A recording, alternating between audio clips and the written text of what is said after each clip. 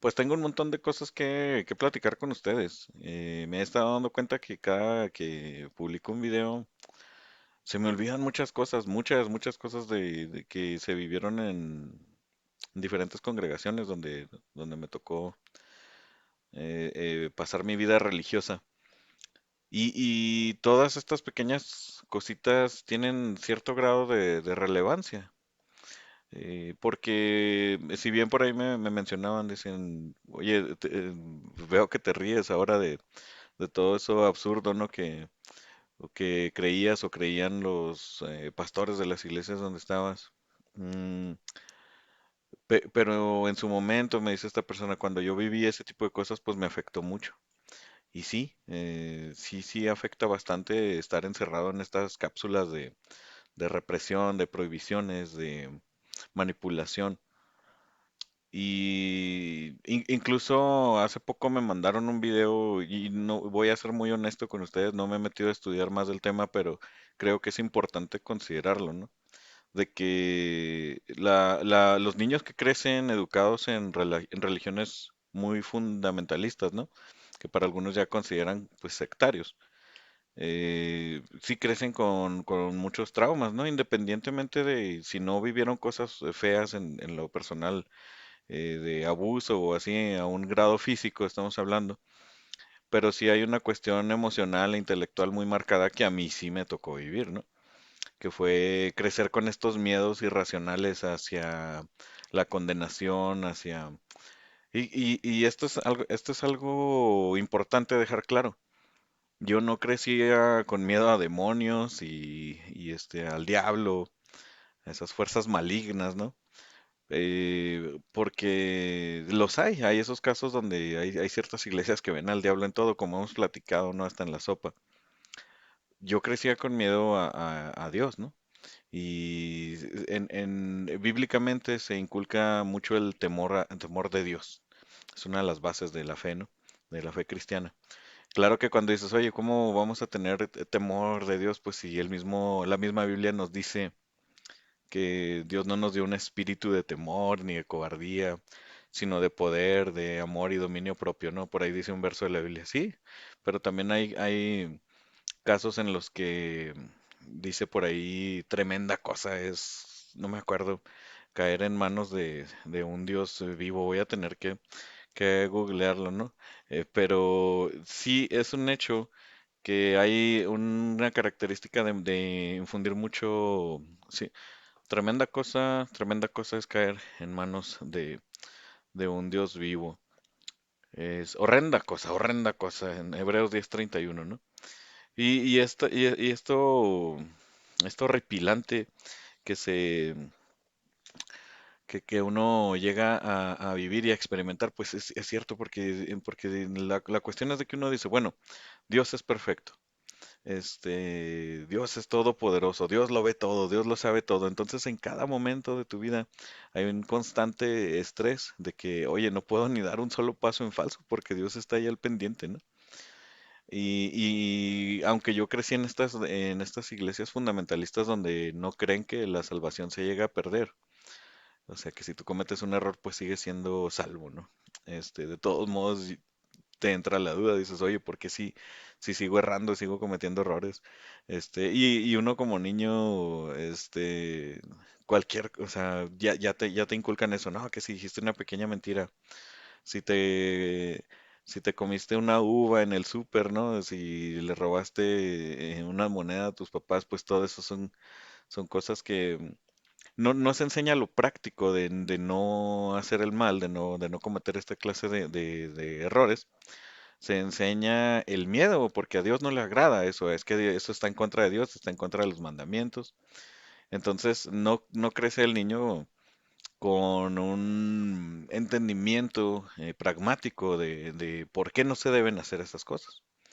Me acuerdo mucho de un tiempo que me tocó dar clases de música en una primaria y no me acuerdo, una vez un niño por ahí estaba diciendo unas mentirillas y yo me puse ahí a platicar con los niños y les digo, bueno, ¿por qué está mal decir mentiras? Y la razón que me dieron los niños eran muy variadas, ¿no? Una de ellas era que eran del diablo, que eran pecado. Por ahí un niño salió con una leyenda de que sale una esto era en las partes más alejadas de la ciudad, ¿no? Que salía una bruja del río y se llevaba a los niños mentirosos arrastrando y los ahogaba en el río, ¿no? Eso era lo que los papás les enseñaban. Y luego yo, no, no, no tiene nada que ver con eso. Son cuestiones prácticas, ¿no? Cuestiones de por qué tenemos que vivir, de que tenemos que vivir en sana convivencia unos con otros. No por el miedo de ofender a un Dios o ofender o que le estemos dando poder a un demonio, sino simple y sencillamente porque somos seres sociales y nos necesitamos unos a otros para coexistir, ¿no? Y sobre todo que yo considero ahora que estamos solos en este planeta, ¿no? Como especie solamente nos tenemos unos a otros. Pero bueno, la cuestión es que les decía que me mandaron este video donde habla de que se crea un trastorno de estrés postraumático, ¿no? Como similar como personas que van a la guerra o personas que trabajan en el campo médico y que están en constante contacto con el sufrimiento de otras personas, pues algo así, este tipo de traumas se desarrollan en los niños desde edad muy temprana, cuando ya les estás inculcando la culpabilidad, les estás hablando del pecado, del infierno, de los demonios, de Satanás, y muy interesante que de mi parte, pues yo ya tenía miedo a Dios, ¿no? A un Dios que a mí nunca me ocultaron nada, siempre me enseñaron la Biblia como va, ¿no? Un Dios que le gustaban los sacrificios, o no voy a decir que le gustaban, sino que para aplacar su ira y para que no cayera su ira sobre los pecadores, pues había que sacrificar, había que derramar sangre, ¿no? Y esto me causaba mucho conflicto, ¿no? Un Dios que de pronto la humanidad, y como lo hemos platicado en otras veces, la humanidad ya está haciendo lo que no debería hacer, no, pues vamos a aniquilarlos a todos, ¿no? Parejo, niños y todo. Em, entonces, pues sí creo yo que hay una cuestión de trauma muy marcada, sobre todo en quienes sí son muy fieles en la iglesia, ¿no? Porque existen ahí los que, como les digo, la religión es una tradición, es parte de las tradiciones, de vez en cuando vamos a misa, a la iglesia, en mi familia somos de esta religión y pues es una cuestión de que pues nada más de tradición, como les digo, pero hubimos casos donde, habemos casos, todavía hay personas que pasan por esto que no, o sea, la vida familiar gira en torno a esa fe, es lo más importante, ¿no? Incluso ese Dios y ese Cristo es más importante que los miembros de la familia, ¿no? Esta es otra cosa que podemos platicar más adelante, ¿no? Como este Jesús del que se tiene tan idealizado, ¿no? Que fue un gran maestro, un líder espiritual, un revolucionario, un hippie, etcétera, lo que quieras. Sí, hay cosas muy buenas, ¿no? De las enseñanzas de Jesús en los evangelios, que a final de cuentas, pues es como que el registro más amplio, ¿no? De la vida de Jesús sobre la tierra, estos evangelios. Pero hay cosas muy controversiales también, como por ejemplo por ahí un pasaje donde él dice, yo no he venido a traer paz, yo he venido a traer división, yo he venido a traer espada, ¿no? Y voy a poner a los padres contra los hijos y los esposos contra las esposas y cómo era muy radical, ¿no? En sus demandas, ¿no? Hacia quienes querían seguirle. No, no, o sea, oye, pues yo te quiero seguir, le decía por ahí una persona, pero déjame, voy y entierro a mi padre que se acaba de morir. No, pues que deja que los muertos entierren a sus muertos, ¿no? Y pues este tipo de cuestiones, ¿no? Como no hay mucho margen para el error, ¿no? Dentro de la fe, porque pues enseña como la historia de la esposa de Lot, ¿no? Que cuando salieron de Sodoma y Gomorra y que Dios estaba quemando estas ciudades, que lanzó fuego del cielo y esta mujer voltea a ver la ciudad y se convierte en una estatua de sal, ¿no? Y esto tiene una enseñanza muy profunda de que no hay que mirar atrás. De hecho, eso es uno de los cantos más viejos, ¿no? que recuerdo yo de mi niñez cuando dice, he decidido seguir a Cristo, he decidido seguir a Cristo. No vuelvo atrás, no vuelvo atrás. Y son unas programaciones muy, muy marcadas que lo van a uno preparando psicológicamente para nunca apostatar, ¿no? Nunca alejarse, nunca desertar. Es por eso es un camino muy difícil de recorrer, el salir de una religión. Pero bueno, pues es algo que podemos discutir más a fondo más adelante, ¿no? Porque como les digo, pues hay mucho que platicar todavía de esto. Em, como, pues no sé si a ustedes les tocó también, por ejemplo, bueno, conozco mucha gente que le ha pasado lo mismo, ¿no? Que estuvieron en una religión, en una iglesia y se organizaban estas quemas, ¿no? De cosas satánicas, ¿no? De música mundana, de revistas, de imágenes, lo que sea, ¿no? Y me acuerdo mucho en esta última iglesia de la que les he platicado, estos no denominacionales de aquí de Cuauhtémoc. Una vez hicieron una de estas quemas, ¿no? Donde pusieron un tambo y llegó un amigo ahí con unos discos, ¿no? Me acuerdo que eran de Nirvana, de Guns N' Roses, no me acuerdo, y luego, y no me acuerdo, tengo esta memoria, pero a lo mejor ya es algo muy, muy distorsionado, de que llevaba incluso como sus cintos con estoperoles y cosas así de cuando era rockerillo, ¿no? Porque esas cosas pues no le agradaban a Dios a lo menos, ¿no? O eran del diablo. Y yo nomás veía, ay, que no los queme, mejor démelos, ¿no? Pero, pues sí, quemaron ahí muchas, muchas cosas, ¿no? Para eso sí, sí, muy, muy buenos, ¿no? Y en esa iglesia pues tenían ideas muy, muy piratas, ¿no? Me acuerdo mucho que hubo un tiempito ahí como estas rachas que hubo mucha violencia en la ciudad y el pastor organizó unas tipo veladas de oración, pero alrededor de la ciudad. Nos subíamos al camión y nos parábamos en 7 puntos así estratégicos alrededor de la ciudad, ¿no? Y poníamos unas estacas ahí con unos versos de la Biblia y orábamos y declarábamos la ciudad para Cristo, ¿no? Porque pues Dios le había prometido que esta ciudad iba a ser para él y que iba a parar la violencia y bla, bla, bla. Y pues con los años vimos que no era cierto, ¿no? La violencia nada más se incrementó.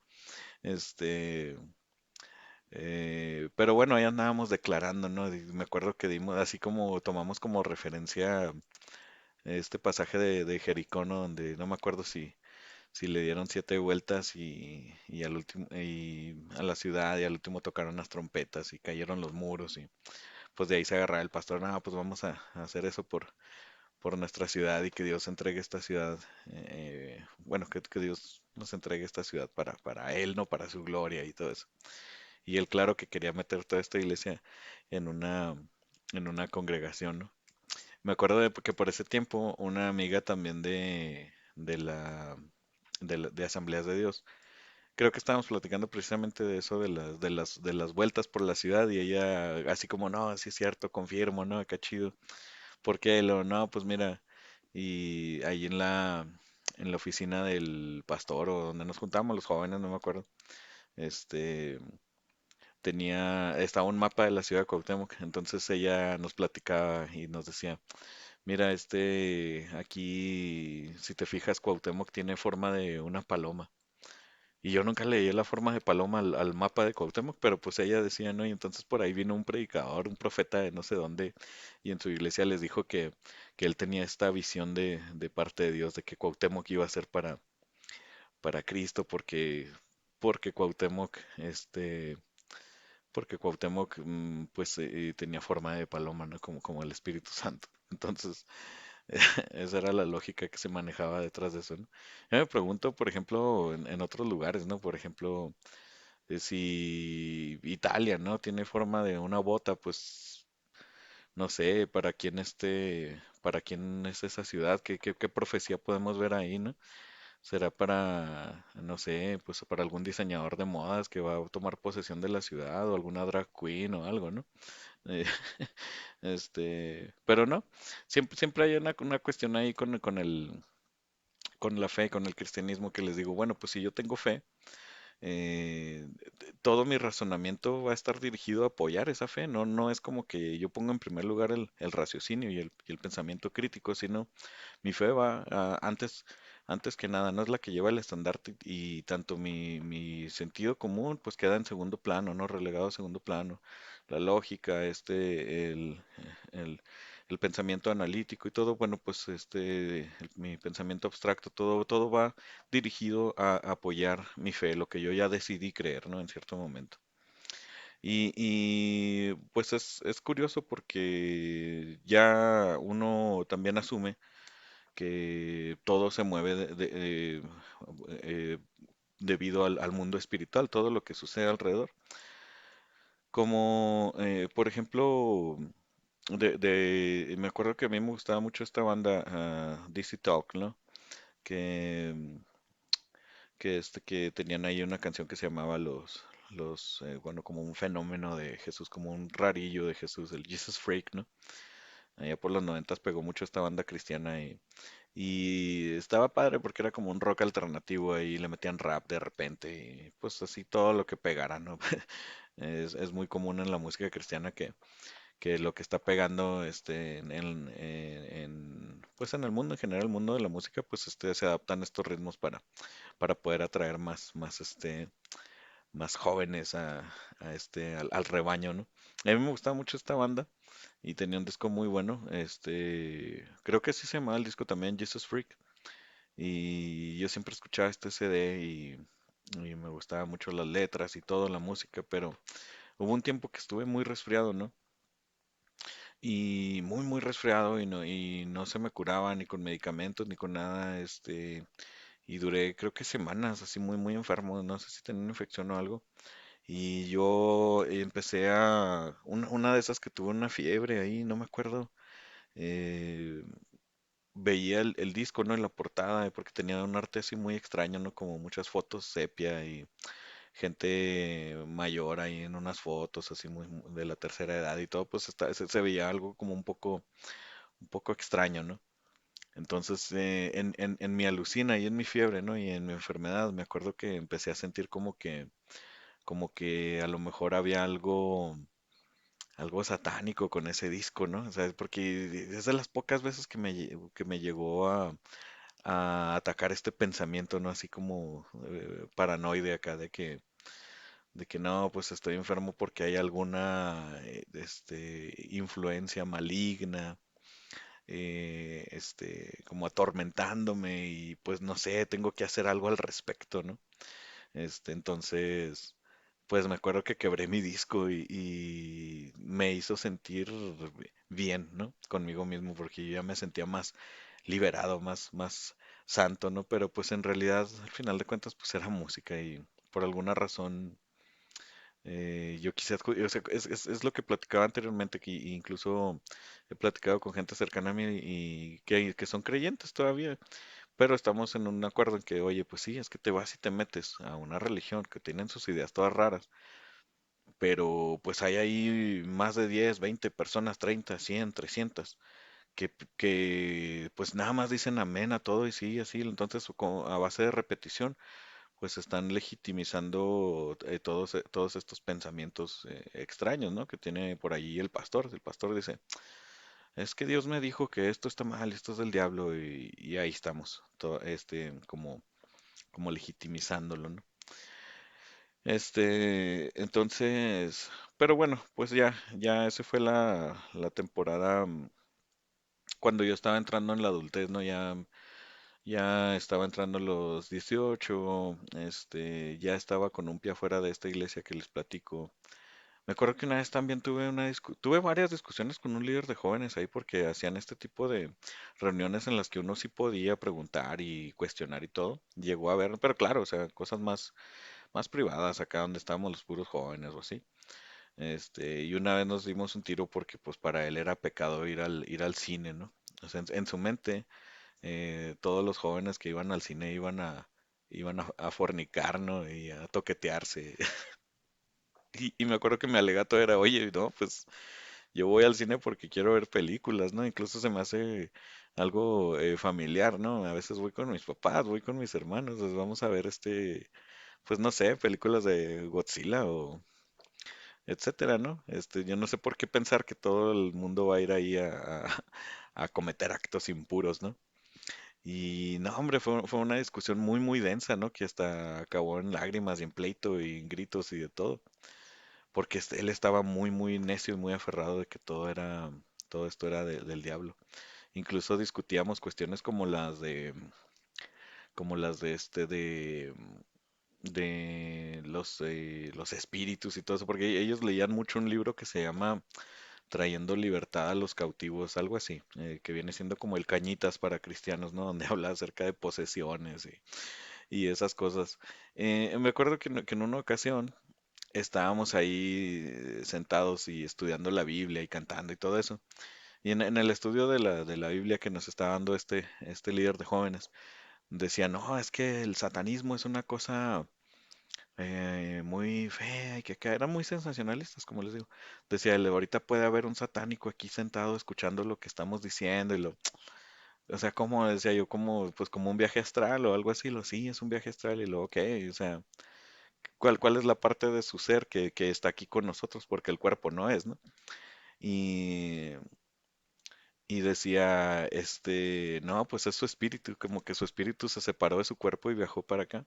Entonces yo lo cuestionaba, ¿no? Le decía, oye, pero pues no que nuestra definición de muerte es nada más que la separación del espíritu y el cuerpo, que esta es la definición estándar, ¿no? Al menos en todas las iglesias en las que yo estuve, que fueron muchas denominaciones, pues esa es la definición del cristianismo de lo que es la muerte, más que una separación del espíritu y el cuerpo. Y y la muerte eterna de la que se habla es la separación del alma del hombre separados de la gloria de Dios, ¿no? Pero bueno, eso es otro tema. Entonces yo le decía, bueno, si nuestra definición de la muerte es de que se sale el espíritu del cuerpo, ¿cómo es posible que venga un satánico aquí a estarnos escuchando y estarnos espiando, ¿no? Aquí infiltrado. Y luego se molestaba mucho porque pues yo hacía estas cuestiones estas preguntas que pues para mí eran sinceras, ¿no? De que, oye, yo no entiendo cómo es eso, o sea, cómo puedes afirmar esas cosas y al mismo tiempo estas otras que entran en contradicción. Entonces me trajeron el libro y para justificar esto y ya en el libro de Trayendo Libertad a los Cautivos, algo así, me mostraron un gráfico, ¿no? Donde estaba justificado como le decía. No, mira, es muy sencillo. Haz de cuenta que pues si está un satánico ahí en el otro cuarto, y tú estás acá, él puede estirar su espíritu, o sea, así justificaban, que no se salía completamente el espíritu del cuerpo, sino que él les tiraba su espíritu, ¿no? Así como Mr. Fantástico, ¿no? De los Cuatro Fantásticos, ¿no? Yo creo que tenía estos poderes, el espíritu de estirarse sin dejar el cuerpo, ¿no? Pero estar en otros cuartos y en otras partes del mundo, ahí espiando a los cristianos, a ver qué están tramando contra el reino de Satanás, ¿no? Tenían muchas de estas paranoias, ¿no? Como por ejemplo, también discutíamos de que, pues bueno, y estas para mí eran preguntas sinceras y él se enojaba mucho porque, que decía que no, que gente que iba a los medium, pues que no hablaba con sus seres queridos muertos. Entonces, que hablaba con demonios, los demonios los engañaban y les decían mentiras. Y yo decía, oye, pero pues en la Biblia hay casos donde alguien fue con un medium y se le apareció el espíritu que estaba buscando y lo, no, es que era un demonio. Y luego le digo, ahí está el caso de Saúl, ¿no? El rey Saúl, que ya cuando Dios cortó ya relación con él y cayó de su gracia, y ya después que había muerto el profeta Samuel, que era el que le daba los mensajes de Dios a este rey, pues este rey iba a tener una guerra, no me acuerdo si contra los madianitas o unos de esos ejércitos enemigos, y va a consultar con una medium para que la medium traiga a Samuel de vuelta y que le diga si va a ganar contra este ejército. Entonces, el profeta Samuel se presenta y dice, oye, ¿por qué me molestas? Pues déjame dormir, ¿no? Algo así, dejen dormir. Y ya le dice, ya sabes que ya valiste y te vas a morir tú y tus hijos y ya lo manda a la fregada, ¿no? Y la medium se asusta mucho, ¿no? Porque a lo mejor ella sí era como que una charlatana, pero al ver que sí se presenta el espíritu de Samuel, que la Biblia dice que se presentó ahí Samuel, y no fue como para engañarlo, fue para decirle, para confirmarle profecías de que él pues ya iba a colgar los tenis, ¿no? Entonces, pues ahí teníamos estas confrontaciones donde es muy común que tú y esto se los aseguro, no es necesario con un creyente debatir mucho.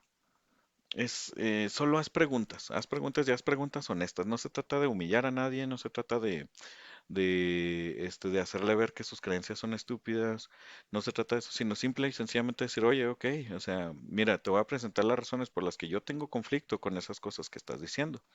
No lo entiendo porque no tiene sentido para mí esto o esto otro, la cuestión de la maldad, la cuestión de la omnipotencia, la omnisciencia de Dios, etcétera, etcétera. No, pero explícame tú. Entonces, a la hora de que a veces las preguntas mismas son ofensivas para los creyentes. ¿Por qué? Porque en su mente su creencia equivale a conocimiento. Entonces ellos dicen, esto es algo que yo sé y es verdadero. Entonces, ¿por qué? Porque la fe para un cristiano, no sé si lo hemos platicado anteriormente, pero la fe es convicción, es certeza. Hebreos 11.1, en versiones nuevas de la Biblia, bueno, no nuevas, de los 60 para acá, ¿no? Dice que la fe es la convicción de cosas que se esperan, certeza de las cosas que se esperan, que cosas que no han pasado, convicción de cosas que no se ven. Entonces el cristiano está convencido de cosas que no ve, que no tiene pruebas, no tiene evidencias, pero dice, bueno, pues yo lo creo por fe, porque el justo por la fe vivirá, dicen por ahí, ¿no? Como le dijo Jesús, a Tomás le dice, pues bienaventurados los que sin ver creyeron, ¿no? Porque Tomás dijo, no, yo sí quiero ver las heridas, yo sí quiero ver las cicatrices, ¿no? Porque cuando le estaban diciendo que Jesús había resucitado. Entonces, pues el cristiano tiene muy romantizada la fe. Pero, como les digo, no es que el cristiano diga, pues yo creo. Hay algunos que sí, y mis respetos, dicen, pues yo creo esto, yo decido creer esto. Pero la mayoría es que así son las cosas. Es que así es Dios, y es que así es el Evangelio, y así es Cristo, y la Biblia es la palabra de Dios. Entonces, uno dice, ok, vamos a dar por hecho que así es, entonces, ¿por qué esto y esto otro, no? Por ejemplo, cuando tú le dices a un cristiano que, pues, su religión, y esto es ofensivo para muchos cristianos, no les puedes decir, que tienen una religión, te van a decir, no, es que lo mío no es una religión, lo mío es una relación con Dios. Pues nuevamente, yo creo que ya lo he platicado. Estás definiendo la palabra religión. Pretender tener una relación, un nexo, una comunicación con una deidad, por cualesquiera que sea tu método, ¿no? Si es la oración, si es el ritual de la liturgia, la comunión, la confesión, este, etcétera, la alabanza o lo que sea, si tú crees que tienes un nexo con una deidad, con un Dios, en este caso el Dios judeo-cristiano, ¿no? Pues tienes una religión. Ahora, pero si tú vienes y me dices a mí, yo tengo una relación con Dios, una relación cercana, ¿no? Somos compas. Yo sí te voy a preguntar y te voy a decir, bueno, ok, ¿por qué Dios permite esto? ¿Por qué la maldad? ¿Por qué el hambre, la enfermedad, etcétera? Y sobre todo en seres que ni la deben ni la temen. Siempre la respuesta, no, que el pecado y que bla, bla, bla, y el hombre sí, pero también estamos hablando de seres inocentes, que sufren, por las acciones de otros. Es que el libre albedrío, bueno, pero, y esto lo hemos hablado, Dios respeta demasiado el libre albedrío de alguien que un perpetrador de un crimen, pero no a las víctimas. Ellas no tienen, no, ahí sí no importa el libre albedrío de esas personas, ¿no? Cosa que yo no creo en el libre albedrío como tal, ¿no?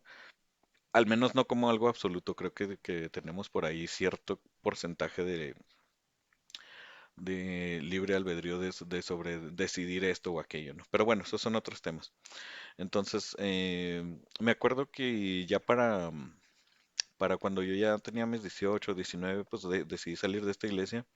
Incluso una de las líderes fue a visitarme y, oye, ¿qué onda? ¿Cómo estás? No, pues todo chido. Oye, ¿por qué no estás yendo a la iglesia? Mira, primero que nada, ahí esa iglesia lo único que le importa al pastor es construir su auditorio, es llenarse de gente. La iglesia ya ni siquiera está activa haciendo cosas que antes hacía. Ya todo lo que importa es el dinero y las apariencias y que las corbatas y que los títulos, que el licenciado y bla, bla, bla.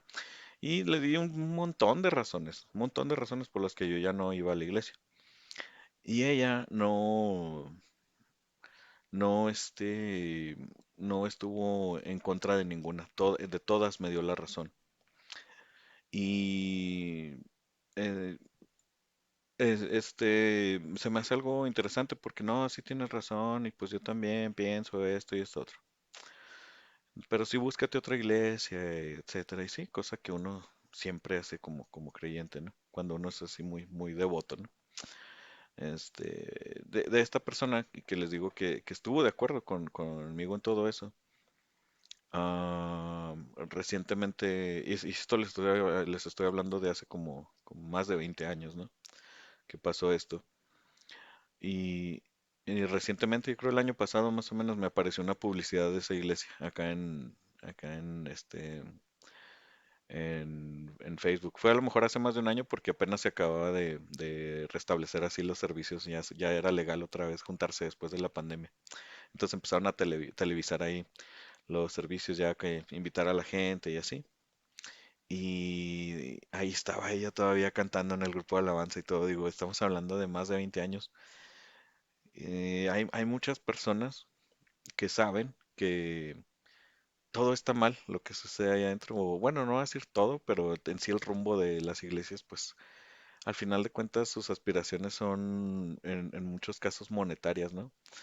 Y de todos modos dicen, no, pero pues aquí voy a aguantar porque tienen miedo de ir en contra de la voluntad de Dios. Y yo cuando dejé de ir a esa iglesia, se me acercó también una amiga de otra iglesia y nos preguntó a mí y a otros amigos que habíamos salido de ahí, también con las mismas inconformidades.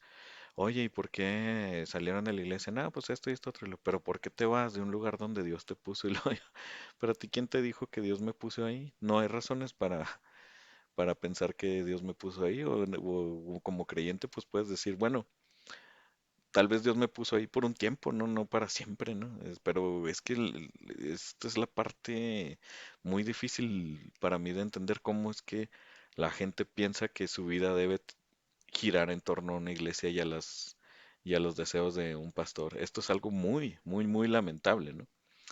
Que yo les digo de la iglesia de Asambleas de Dios que yo conocí y dentro de otras iglesias de esa misma denominación me ha tocado ver, incluso en familiares míos, que el pastor viene y le dice a la gente, tú te tienes que casar, o sea, si tienen problemas en su matrimonio, no te puedes divorciar, estás mal ante Dios, tú tienes que estar viviendo en esta ciudad y no en esta otra. Y ahí van, ¿no? Como ovejas, ¿verdad? Como ovejas al matadero, pensando que sus pastores, ¿no? Porque si piensas en ese término de pastores, pues un pastor es el que guía a las ovejas a donde hay alimento. Pero acá estamos hablando de gente que pues básicamente manipula, controla y roba, ¿no? Y esto lo saben los cristianos, incluso los que están escuchando en este momento saben que los pastores de su iglesia los tienen ahí porque se dejan manipular, porque son sumisos. Entonces ahí los van a tener, ahí los van a estar desangrando en la medida que les dejen, ¿no? Y eso es algo que yo no entiendo. Entiendo a los pastores que sean así, porque pues como dicen, como dice el dicho, yo no le pido a Dios que me dé, sino que me ponga donde hay, ¿no? Y eso es lo que hacen los pastores. Entonces ellos no se van a mover, no van a cambiar, no van a mejorar. Y esta es una invitación que quiero hacer a los creyentes, ¿no?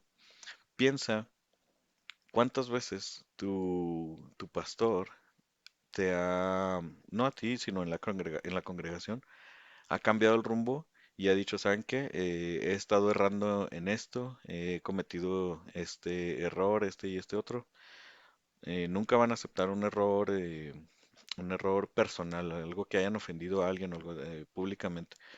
Se disculpan por otras cosas. El pastor en esa iglesia donde yo estaba incluso se disculpó una vez porque no estaba hablando lo suficiente de los diezmos y las ofrendas, que Dios le indicó que tenía que hablar más de eso, porque la gente no estaba siendo fiel ahí. Qué conveniente, ¿verdad? Me ha tocado ver casos de que, Dios me indicó que está mal que cantemos esta música y es mejor que vamos a cantar esta otra que es más santa, ¿no? Etcétera. Este, tonterías como esas, pero nunca se van a disculpar realmente por errores que hayan cometido cuando todos sabemos que son seres humanos, fallidos como cualquier otro, ¿no? Pues bueno, no tiene fin, no tiene fin esta discusión. Ya esa iglesia, pues, a mí me marcó mucho porque, pues, fue la primera iglesia en la que yo, de iniciativa propia, pues, empecé a ir y servir así muy de lleno. Y fueron como unos 2 años o poquito más que estuve muy activo ahí. Pero me alejé de ahí y les platicaba que llegué a esta otra misión de los Calvaries de Albuquerque. Y, y pues fíjense, ya se alargó mucho este video también. Ahí me había quedado la vez pasada, pero es que había muchas, muchas otras cositas que se van quedando en el camino y no quiero dejarlas atrás, ¿no? Que por cierto, en el otro video platicamos también de los adventistas y es curioso. Bueno, me pregunto dónde viene la palabra. Creo que como adventista tiene que ver algo con el advenimiento, ¿no? O Advent de, de Cristo, ¿no? A lo mejor tiene que ver con eso de la segunda venida de Cristo. No estoy bien seguro, pero tengo esta impresión porque lo que sí he sabido, y esto es algo que yo no traigo los datos, les invito ahí a hacer su propia investigación, que esta denominación, ellos han como predicho la segunda venida de Cristo múltiples veces, ¿no? Y pues obviamente el tiempo ha demostrado que no estaban en lo correcto. Entonces ahí se sacan explicaciones de la manga, ¿no? No, pues es que sí iba a venir, pero la gente al último no estuvo lista, entonces pues la gente fue la que frenó la venida de Cristo, ¿no? Porque pues no estaba lista el pueblo de Dios o cosas como que, no, pues sí vino, pero fue una cosa así más espiritual, no se llevó a la gente todavía, entonces, etcétera, ¿no? Entonces, no tiene fin, siempre nos podemos sacar una explicación y una interpretación de la manga para justificar las cosas ridículas que creemos. Entonces, entre otros datos curiosos de ellos, pues está la cuestión bueno, esto escuché, ahí sí corríjanme si me equivoco, pero que los diezmos son obligatorios. Y aquí cabe mencionar algo que a mí me tocaba cuando yo era cristiano y predicaba y todo. Siempre me decían, oye, ¿y a ustedes les prohíben bailar y les prohíben pistear y fumar? Y yo, no, pues a mí nunca me han prohibido nada, pero no con esas palabras, ¿no? Porque obviamente pues es como, sería aceptar que te están controlando, que te están manipulando. Pero a un nivel psicológico, pues todas estas prohibiciones son reales, ¿no? Y por lo general, siempre fíjense ahí como cuando una persona se divierte y tiene placer en algo, es ahí donde te van a atacar y decir, ah, eso es del diablo, ¿no? O sea, al final de cuentas, el cristiano tiene que ser un mojigato, ¿no? Y a Dios le agrada que esté ahí de mustio, ¿no? Y amargado y todo. Y esto se me hace interesante también que al día de hoy, y como me la paso ahí discutiendo estos temas en diferentes grupos y páginas en las redes sociales, de pronto me aparecen videos ahí de que, no, pues los cristianos también sabemos divertirnos, pobres chavos, ¿no? Y de todos los hijos de gente cristiana que de vez en cuando organizan una fiesta y se ponen a bailar y ponen sus luces de música electrónica con letras cristianas y todo. Y pienso en ellos, ¿no? Y ya, pues desde acá afuera, pues que cringe, ¿no? Dices, "Ah, no manches, pues sí, sí, pues que ridículo, pero a mí me tocó vivir esa vida, ¿no? Pero hay toda una horda de creyentes, ¿no? Que están atacándolos y diciendo, ah, eso es del diablo, eso es mundano y todo. Y yo, no se puede ni siquiera divertir, no tienen que estar escuchando los mismos pinches himnos ahí del himnario en el órgano y sintiendo que de algún modo esa música, por tener un ritmo más solemne, a Dios le va a agradar más, ¿no? Porque Dios es un Dios de orden y no sé qué. Eh, no sé, me acuerdo de mis tiempos y cómo a pesar de que yo era una persona que sinceramente buscaba a Dios y tenía una fe muy fuerte y leía la Biblia y oraba y todo eso. Aún así, tu forma de ser es algo que no es permisible, ¿no? No es permisible dejarse crecer el pelo, o tatuarse, o perforarse, o escuchar música rock y esas cosas, y nada que apele a tus emociones, ni que te haga sentir bien contigo mismo, va a estar permitido. Pero hay una cuestión muy interesante, porque por ejemplo, cuando hablamos de estos placeres que están como muy mal vistos, en la iglesia. Hay uno en particular que el cristiano se permite demasiado, a excepción de los adventistas. Ahí es ahí donde los adventistas yo creo que sí, sí, son un poquito más, observan más estas buenas prácticas, pero en las iglesias en las que yo estuve, hasta se jactaban, ¿no? Los cristianos de que, pues tal vez no bailamos, tal vez no bebemos alcohol, pero qué tal comemos, ¿no? Y ahí teníamos estos congresos donde se juntaban varias iglesias y hacían unos banquetazos y ahí van los pastores con sus platos de comida, ¿no? Sus montañas de comida y sus montañas de sal, ¿no? Y su Coca-Cola y todo. Digo, yo no estoy diciendo que no lo hagas y es pecado, o sea, pues a mí me vale, ¿no? Pero sí hay una cuestión de doble moral muy marcada a la hora de que dices, es que hay que cuidar el templo del Espíritu Santo, ¿no? Por eso no le hagas un rasguño, no le hagas un agujero, etcétera. No consumas drogas o tabaco, alcohol, pero pues sí te puedes atarrascar de sal y azúcar, ¿no? Cafeína y todo eso, ahí sí no hay ningún problema. No sé por qué, pues a lo mejor porque, no sé, es legal o porque no es tan mal visto o no es algo tan visualmente molesto. Y ahí tenemos muchos pastores con obesidad, ¿no? Y todo eso. ¿Por qué? Porque pues al final de cuentas yo pienso que la vida es algo difícil de sobrellevar, creas o no creas en un Dios. Y en cierta medida todos nos embriagamos con algo, ¿no? Eh, entonces ahí es donde ya yo sí les puedo decir con, sin miedo a equivocarme de que no está tan mal entonces la religión si ese es tu opio, ¿no? Si ese es tu veneno. La cuestión es que lo aceptes, ¿no? Que aceptes que aceptes la responsabilidad sobre tus actos. Nos encanta, ¿no? La idea de pensar que somos parte de algo mayor, ¿no? Un propósito muy digno y todo. Y yo creo que muchos efectos que se viven en las reuniones de las iglesias, con la música bien bonita, con con la alabanza, con los abrazos, las muestras de afecto, pues mm, sustituyen, ¿no? Algo que está faltando. Ese mismo vacío que se llena un alcohólico con el tequila o el whisky, o un drogadicto con las sustancias, otras personas lo sustituyen con religión. Y ya está de cada quien decidir qué es mejor o peor. A mí no me corresponde, pero tampoco le corresponde a un religioso.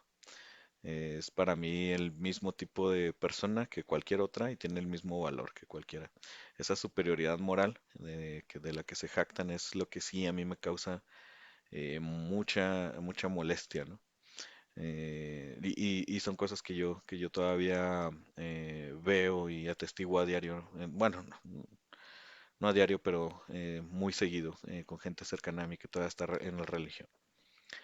Entonces, pues bueno, ya luego les platicaré de de la nueva iglesia, porque ahora no sé, como que había muchos eh, detallitos ahí que se quedaron flotando en el aire que quería platicar con ustedes.